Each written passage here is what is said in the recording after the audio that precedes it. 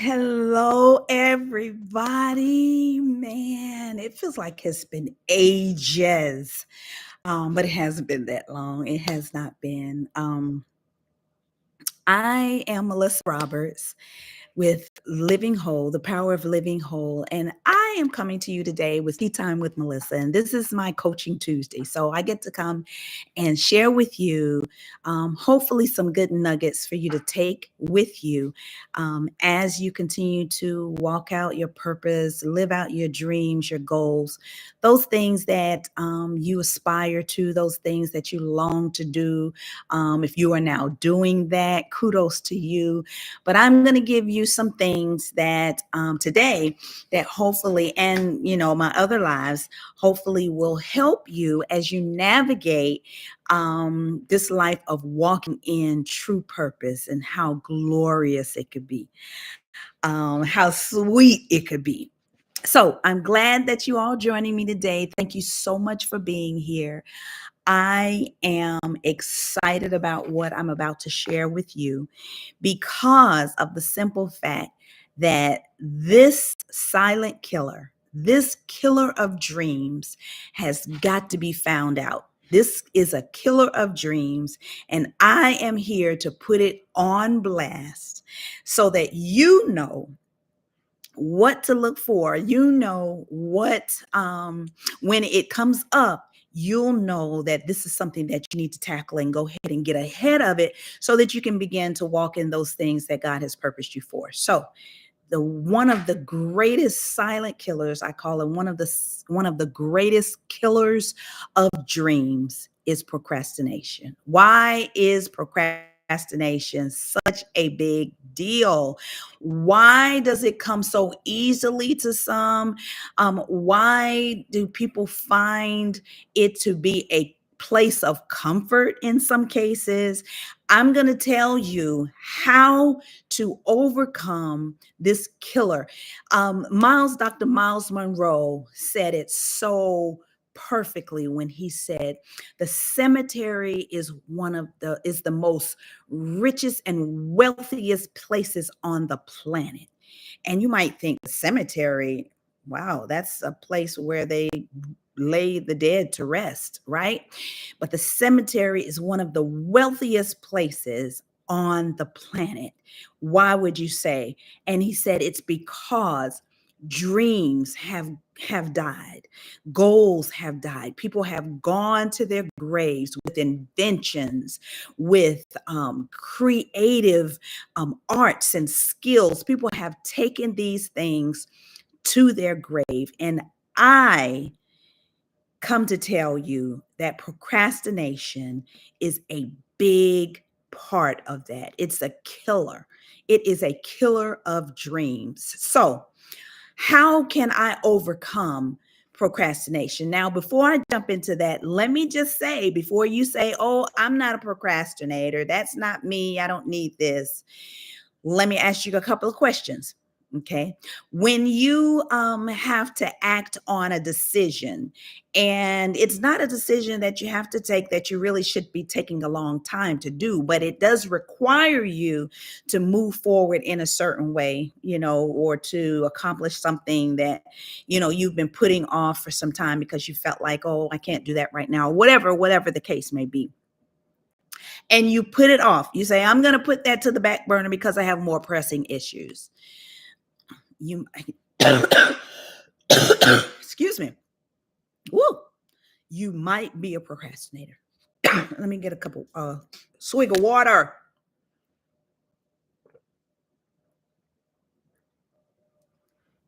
Don't you hate when that happens? I know I do. Anyway, you might be a procrastinator if you put something, you say, I'm putting that on the back burner.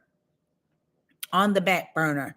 Yeah, and you never go back to it. That's just like you cooking a big meal and you have the stove top is full of pots and pans. Some of you mamas know what I'm talking about. Grandmamas, you know what I'm talking about, where you're preparing a meal for the family and you have each burner lit, some of them in the back. When that dish gets done, you set it to the back and maybe maybe put it on warm. The same ideal regarding procrastination. You put it to that back burner. Now, what if you did that on your stove and you never went to that back pot to get out the goodness of that meal? You got the ones in the front, but you have three, maybe three pots resting and keeping warm in the backside of the stove, and you never go to them. You are missing out on excellent parts of your meal. So procrastination is exactly that, is you putting something on the back burner that you actually need to be walking in, that you actually need to be accomplishing, you actually need to be doing. Sometimes we equate um, um, waiting to, we say we're waiting.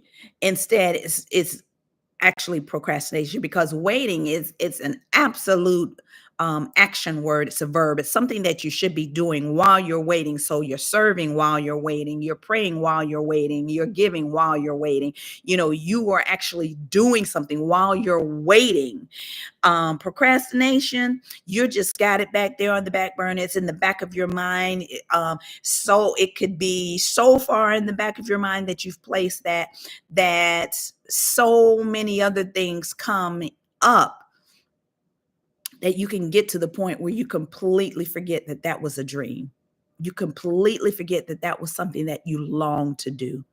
You completely forget that you are so good at doing that thing, that it comes so easy. And because you've placed it on the back burner, you felt like, oh, I'll remember to pick it up, but you never do. And so that's really what that whole quote, what Dr. Miles Monroe is talking about, that the cemetery is the most wealthiest place on the planet. It's because so many people have taken so many dreams and goals and aspirations and even inventions and things that um, this generation or your generation could actually benefit from. They've taken it to the grave. So you don't want that to be you. So, how do I keep that from being me? How do I not take my dreams, my goals, my aspirations? How do I not take them to the grave? Well, the first thing you want to do so that you don't take it to the grave is you want to take small steps. You want to take small but productive steps. You don't want to overwhelm yourself with trying to do too much too soon. Sometimes when I got back into weight training, and especially when I was training for a 5K, and then I want to jump out there and I want to run the whole 3.1 miles in, like, I don't know, 24 minutes or less. And I've never done a 5K. This is like from the couch to a 5K type of thing. And I get out there, and then all of a sudden, the first 100 yards, I'm like, because first of all, I've not strategized. I've started out too fast. I haven't done what I've needed to do in the kitchen in terms of what I'm eating, how I'm feeling my body. I haven't even put on the right type of running shoes. I have not prepared enough so that I can complete that journey, that goal, that 5K. So you want to take small steps, but you want to make sure that they are small, incremental, consistent, and productive steps towards completing that goal. Okay, that's number one. Number two, you want to tell your support group. You want to tell your group of champions. You want to tell those people that are going to help you to stay accountable to yourself, right? What does that mean, stay accountable to myself? Because if I know you like I know me, and I know me, there have been times back in the day where I have completely lied to myself. I've said I was going to do something and I didn't do it, and it was for my benefit. It was to benefit me. It was for me to grow myself. It was to bring value to me, and bringing value to me would then in turn bring value to others. And so you want to make sure that you tell your group, tell your people, find out who your people are, Those people who are going to support you, who are not going to tell you just what you want to hear, who are going to be there through the thick and the thin. As you fall, they help you get up. As you accomplish, they are there helping you celebrate. Those people who are trustworthy, those people who are going to they're going to encourage you when you need it the most. I cannot tell you how many times I have needed a word of encouragement. And because I know who my group is, who my people are, I go straight to that source. That's my well. That is where I get my spark again, right? Because there are going to be times where you're going to be discouraged. You might feel like you're all, off task, or you are kind of discombobulated, or you're doing too many things, and it just is being overwhelming and getting in the way. Tell your champions, and they will help you stay accountable to yourself. That's number 2. Number 3, what's the worst that can happen? Take your journal out and write it down. What is the worst that can happen if I don't follow this dream? What's the worst thing that can happen if I do? I guarantee you, the worst thing that could happen if you don't is going to outweigh the worst thing that could happen if you do. Because if you are seeking to accomplish your purpose, your God-given purpose, that thing that God has placed inside of you from as long as you can remember, as a little girl or as a little boy, you remember wanting to do this. And somehow society and culture and life experiences have placed those things to the back burner, or have said you can't do that for whatever reason, or that is not you, or a person in that doesn't look like you.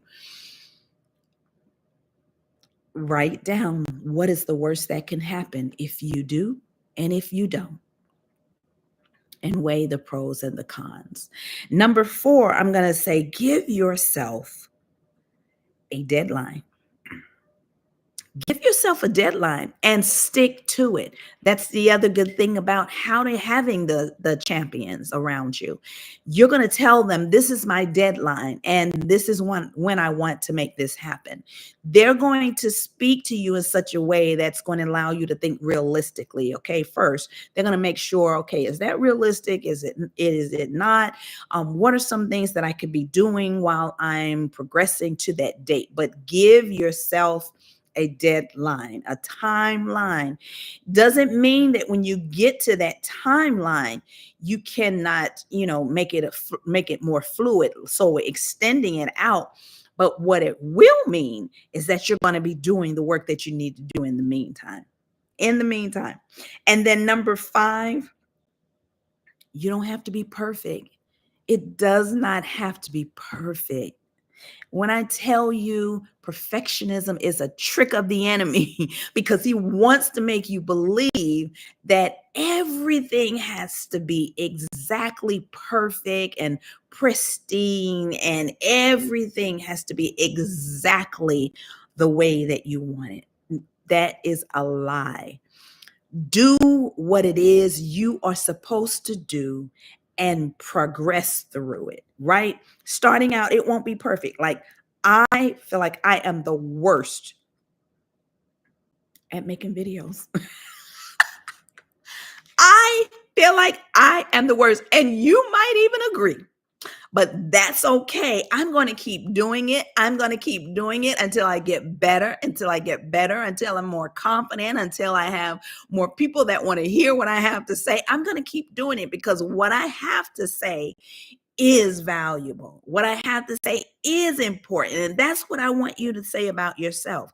What you have inside of you, that goal, that dream, it just didn't pop in there just by happenstance. No, it probably is directly tied to your purpose in some way. And really, you're going to have to discover that, develop it, and then deploy that thing. How do you discover it? Well, you're going to have to get the help. You're going to have to go back and look at some of my videos. How do I develop it? Well, you're going to have to maybe take some classes, maybe get a coach, maybe take a tutorial, maybe, read some books, do something, turn off the TV, turn off social media, and read some books, do some research. And then how do I deploy that? You just start. Just do it. Doesn't have to be perfect.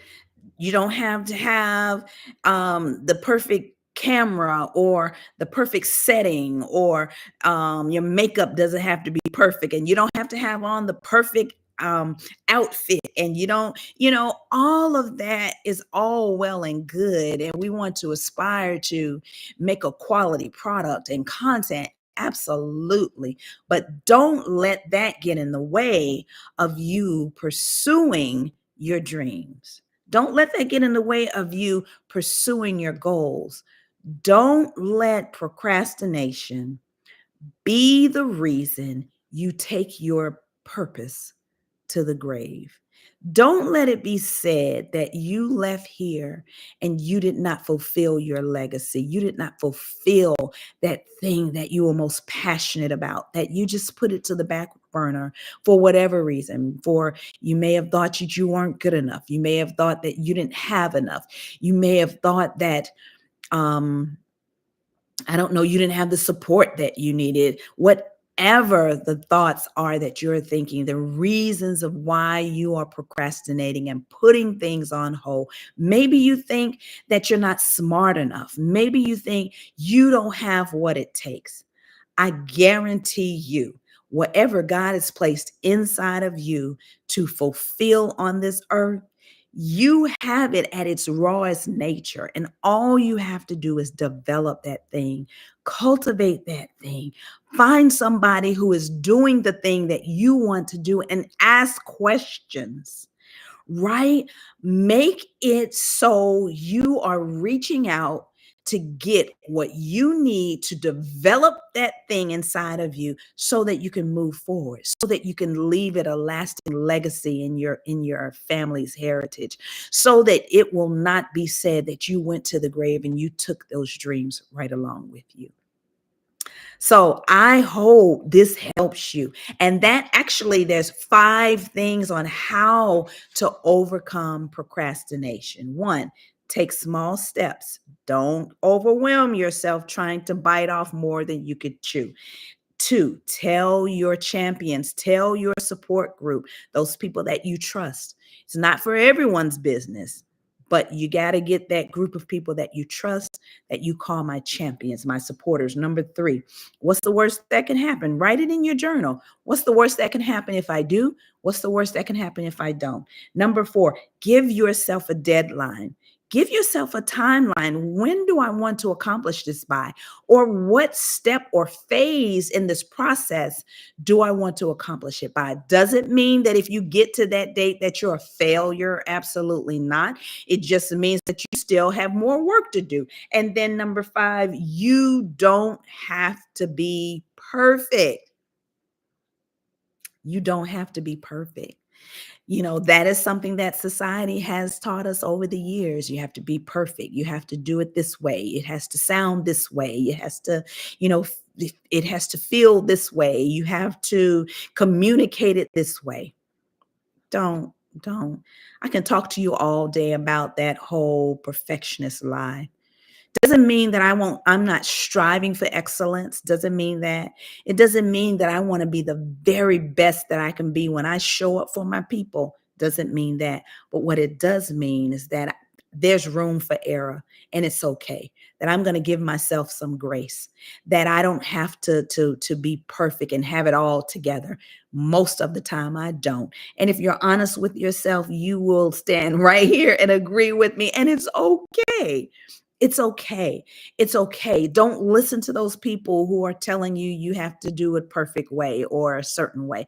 Don't listen to those people who are intimidated by what you bring to the table, and then maybe they slander your name and talk about you. Don't worry about that. What others think of you is none of your business.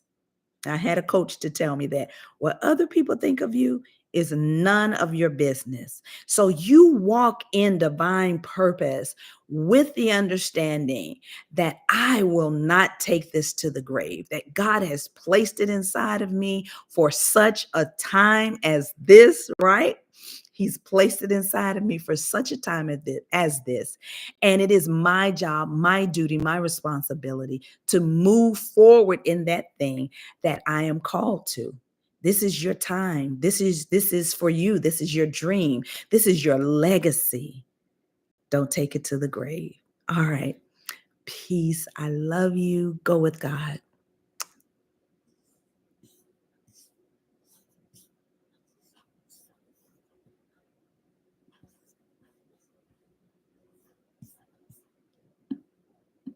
Yeah, go with God. Bye-bye.